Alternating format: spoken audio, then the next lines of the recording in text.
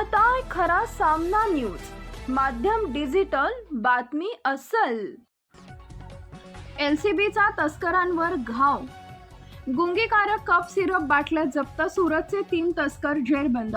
मानवी मेंदूवर परिणाम करणाऱ्या कफ सिरपची तस्करी उघड, 10,51,000चा मुद्देमाल जप्त।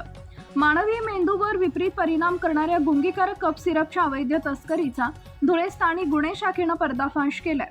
या कारवाईत सुरत येथील 3 आरोपींना अटक करण्यात आली असून 10,51,250 रुपयांचा मुद्देमाल जप्त करण्यात आलाय।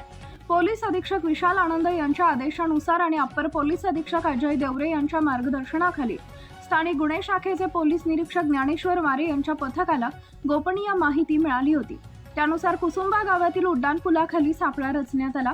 यावेळी सुरतहून मालेगावकडे जाणारी इनोवा कार क्रमांक JJ16BB 2607 संशयावरून थांबून तिची तपासणी करण्यात आली।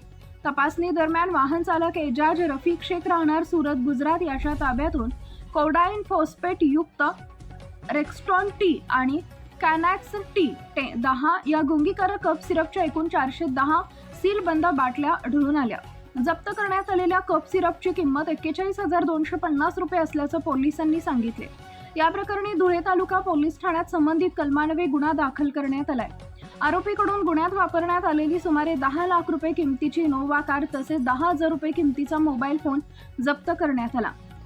अशा प्रकारे एकूण 10,51,250 रुपयांचा मुद्देमाल पोलिसांनी हस्तगत केलाय।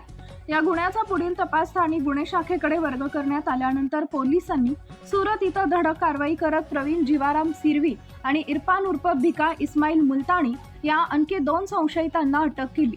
सध्या 3ही आरोपींना 25 जून पर्यंत पोलीस कोठडी सुनावण्यात आली असून या गुंगीकारक औषधांचा पुरवठा नेमका कुठून होत होता आणि त्याचे जाळे किती व्यापक आहेत याचा पोलिसांकडून सखोल तपास सुरू आहे। धुळे एलसीबीच्या या कारवाईमुळे जिल्ह्यातील अवैध औषध तस्करीच्या रॅकेटला मोठा धक्का बसला असून अशा गुन्हेगारी प्रवृत्तींविरोधात पोलिसांची कारवाई आणखी तीव्र होणार असल्याचे संकेत मिळत आहेत। Subscribe now and press the bell icon. Never miss an update.